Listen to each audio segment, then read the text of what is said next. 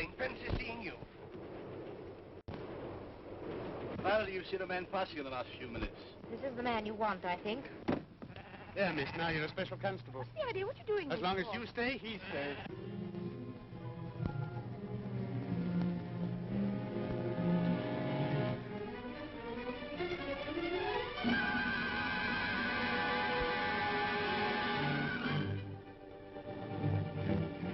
And if I demand that you allow me to telephone to the High Commissioner for Canada in London. You better do that from London. You'll be there soon enough. I have the honor in presenting to you one of the most remarkable men in the world, Mr. Memory. What are the 29 steps?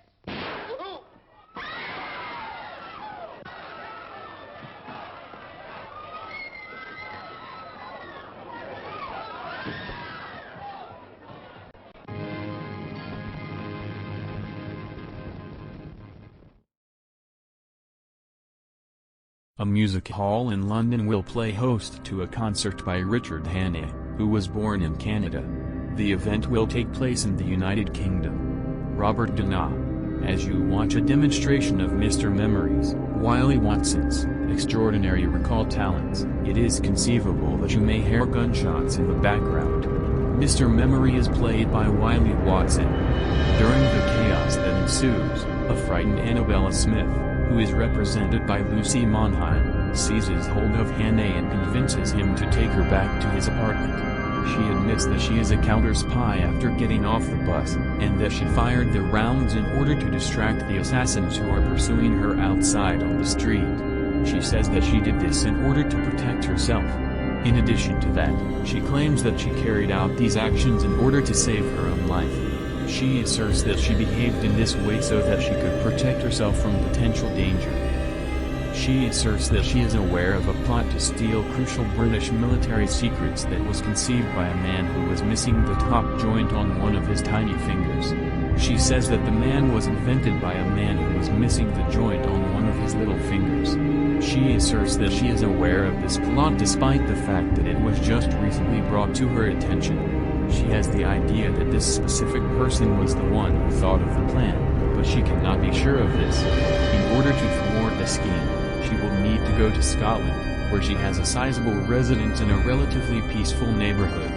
She makes a brief reference to the 39 steps, but other than that, she does not provide any further information on this subject. The next evening, Annabella is stabbed in the back. Despite this, she is able to convince him to from the scene before she passes away, which is the last thing she does before passing away. She is looking over a map of Scotland, which she is now holding in her hand at this very moment. A small community may be located by looking at the symbol that looks like a circle on the map. In order to get away from the apartment that is being observed, he puts on a disguise by adopting the outfit of the milkman, and then as soon as he can, he boards the Flying Scotsman train that is traveling in the direction of Scotland. After reading the newspaper of a fellow traveler, he discovers that he is the focus of a search that is being conducted throughout the nation. This material demonstrates that he is sought for questioning in connection with the murder of Annabella Smith, and police are actively searching for him. He walks inside the cabin where there is only one passenger, Pamela, Madeline Carroll, and kisses her passionately for a substantial period of time during the course of an extended length of time in an effort to distract the attention of the law enforcement personnel who are searching the train. As soon as the searchers have confirmed their presence, the passengers swiftly turn around and leave the compartment.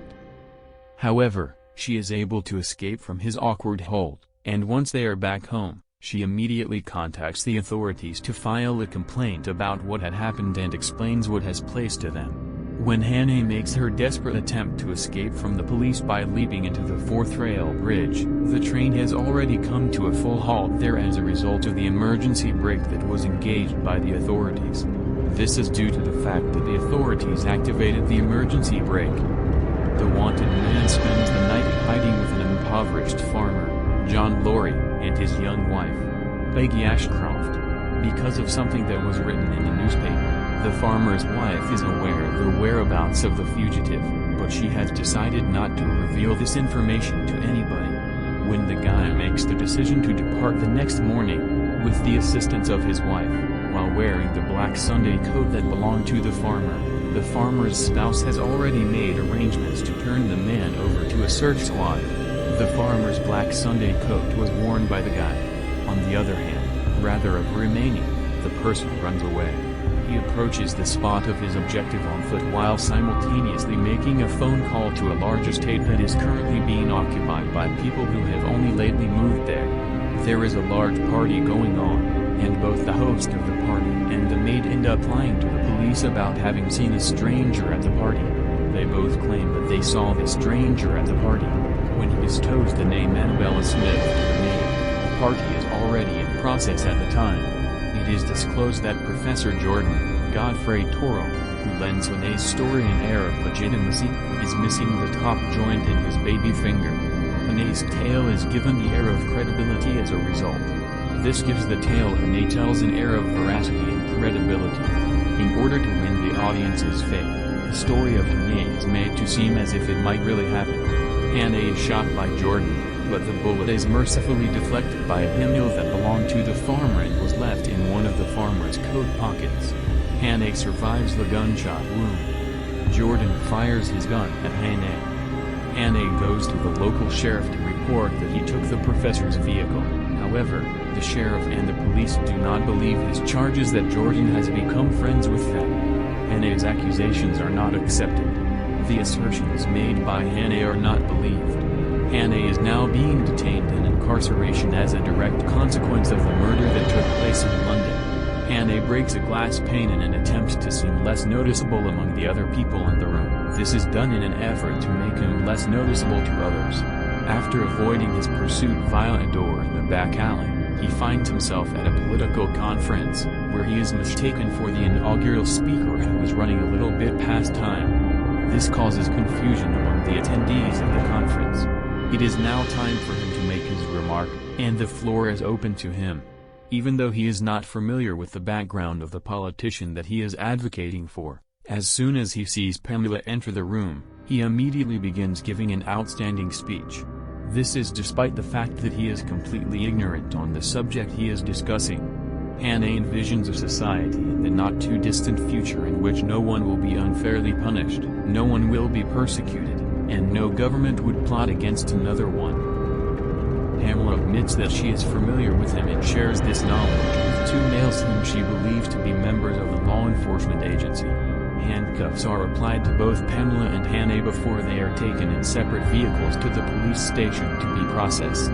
When they reach that location, they will undergo processing.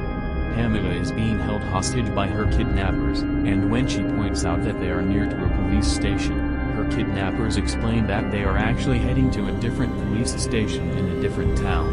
Pamela is aware that they are close to a police station since she pointed it out to them. Hannay gets this knowledge when Pamela recognizes that they have missed the turn into the town where they were supposed to be, and this is how he finds out that they are not the police. Pamela's realization that they have missed the turn into the town where they were intended to be. The reaction of the inmates, which he will get after telling them that their boss is missing a finger joint, will be proof that he is true in his allegation. He is going to make use of the answer they provided.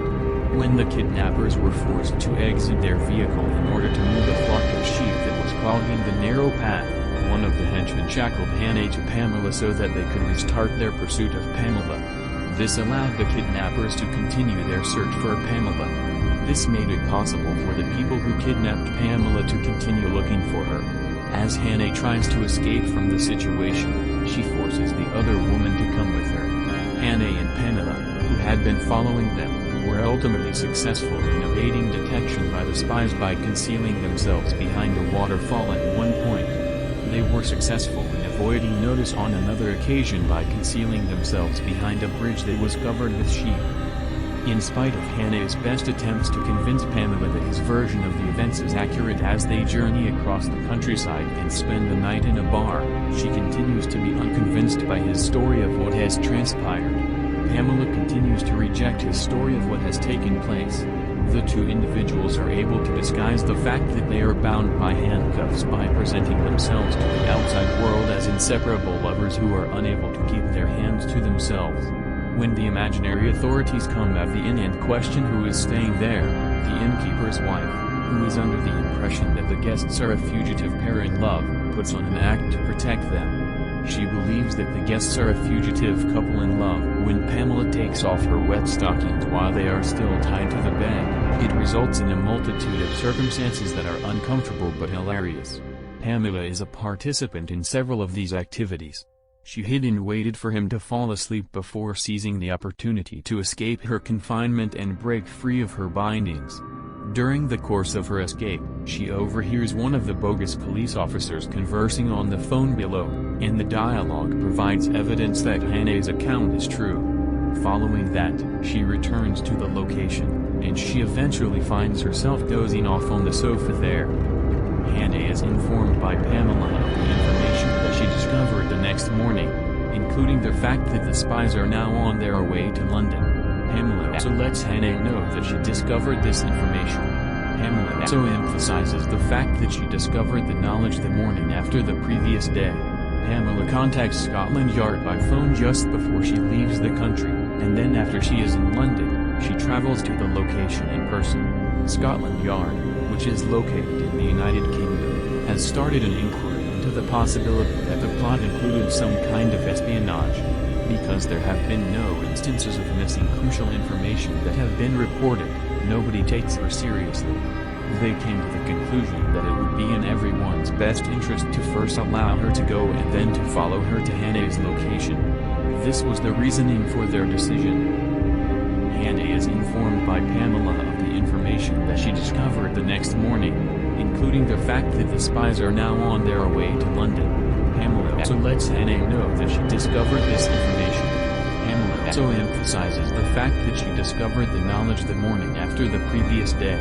Pamela contacts Scotland Yard by phone just before she leaves the country, and then after she is in London, she travels to the location in person. Scotland Yard, which is located in the United Kingdom, has started an inquiry into the possibility that the plot included some kind of espionage. Because there have been no instances of missing crucial information that have been reported, nobody takes her seriously. They came to the conclusion that it would be in everyone's best interest to first allow her to go and then to follow her to Hannay's location. This was the reasoning for their decision. Pamela makes an effort to locate Hannay so that she might attend Mr. Memory's performance at the London Palladium with him. She has high hopes of accomplishing her goal. While she is being kept hostage, Hannay may be seen peering out of a box to see Professor Jordan. During the performance, Hannay is aware of the performer's signature tune, which is being played in the background. It is an exceptionally catchy tune, and for some time now, he hasn't been able to get it out of his brain, despite his best efforts. When Hannay puts two and two together, he realizes that the spies are using Mr. Memory to steal secrets since there are no paper documents because he has everything memorized. This information is revealed to Hannay when he puts two and two together. Hannay draws the conclusion from this that the spies are using Mr. Memory in order to collect information. When Hannay finally connected all of the dots, he found out this piece of information. Where precisely is the entrance to the 39 steps found? When the police are taking Hannay to prison, he screams and writhes about in pain the whole time. He also wails out loud. In response to whatever question that is presented to him, Mr. Memory always gives the same answer, which is as follows. The 39 Steps is a group of spies that gathers intelligence for the Foreign Office of. Unexpectedly, Jordan shoots at him, and after that, he makes a heroic effort to flee, but he is soon taken into custody. Mr. Memory, who is towards the end of his life, is unable to stop himself from repeating the equations that are stored in his memory for the goal of developing a silent airplane engine. Mr. Memory is in the last phases of his life.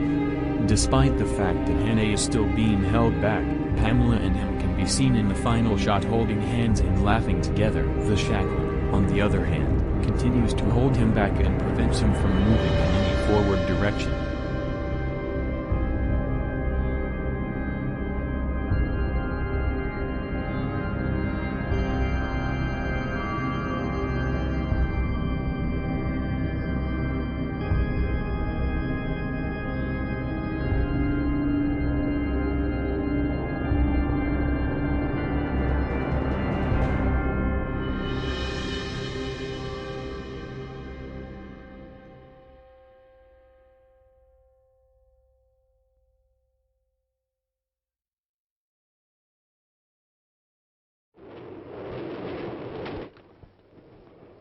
darling fancies seeing you.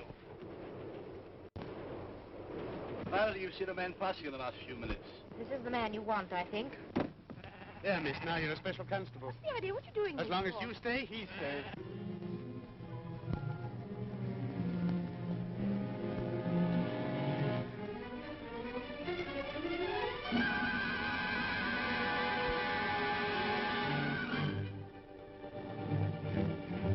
If I demand that you allow me to telephone to the High Commissioner for Canada in London. You better do that from London. You'll be there soon enough. I have the honor in presenting to you one of the most remarkable men in the world, Mr. Memory. What are the 29 steps?